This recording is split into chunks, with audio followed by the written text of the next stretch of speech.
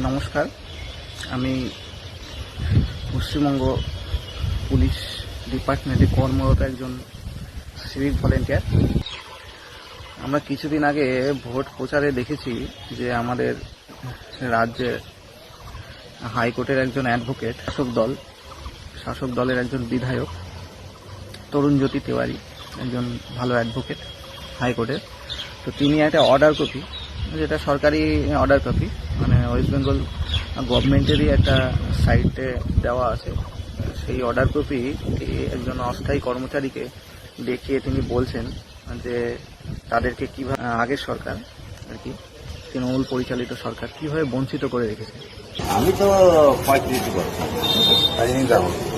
এটা হচ্ছে সরকারি একটা নোটিশ অনুযায়ী যারা মানে এই কাজ করছে, টেম্পোরারি কাজ করে, তাদের ক্ষেত্রে টেম্পোরারি ক্যাজুয়াল ওয়ার্কার যারা আছে তাদের ক্ষেত্রে ইনিশিয়াল এঙ্গেজমেন্টে যখন হয় প্রথম এঙ্গেজমেন্ট, তারা পাবে হচ্ছে 15,000 টাকা করে, বছরে 500 টাকা করে বাড়বে। যাদের 5 বছর হয়ে গেছে তারা পাবে 19,000 টাকা করে। যাদের 10 বছর হয়ে গেছে তারা পাবে 24,000 টাকা করে।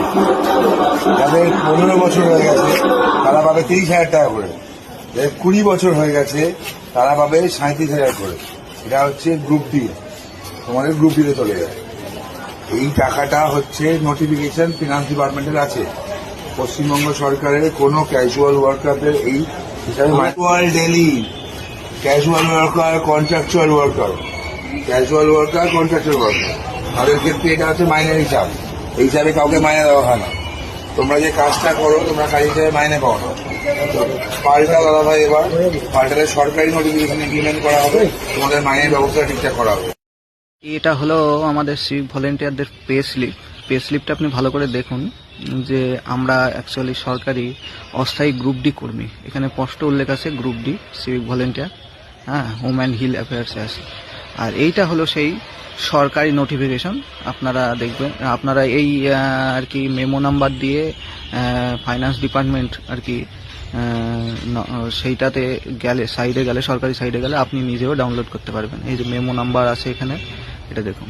তো এখানে দেখুন আপনি যে যারা গ্রুপ ডি, এই যে আমার যেমন গ্রুপ ডি, তা আমাদের যে হিসাবে বেতন হওয়ার কথা আর কি, যে যদি প্রথম সে ঢোকে তাহলে তার 15,000 টাকা বেতন দিতে হবে এবং বছরে 500 টাকা বাড়াতে হবে। আর যদি 5 বছর কাজ হয় তাহলে তাকে বেতন 19,000 টাকা দিতে হবে এবং বছরে বাড়বে 600 টাকা। আর যাদের 10 বছর হয়ে গেল তাদের বেতন হবে 24,000 টাকা আর বছরে 700 টাকা করে বাড়বে। আর 15 বছর হয়ে গেলে তার বেতন হবে 30,000 টাকা, বছরে 900 টাকা করে বাড়বে। আর 20 বছর যদি হয়ে যায় তাহলে তার বেতন হবে 37,000 টাকা এবং বছরে 1100 টাকা করে বাড়বে। এটা আমার কথা না, এটা সরকারি ফাইন্যান্স ডিপার্টমেন্টই আর কি এই অর্ডার জারি করেছে। আর যারা গ্রুপ সি আসো তাদের তো আরো বেশি, তাদের বেতন স্কেলটাও সেম ওই রকমই।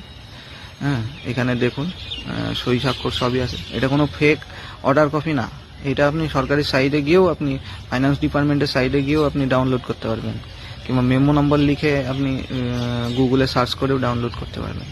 তো এই হচ্ছে পরিস্থিতি।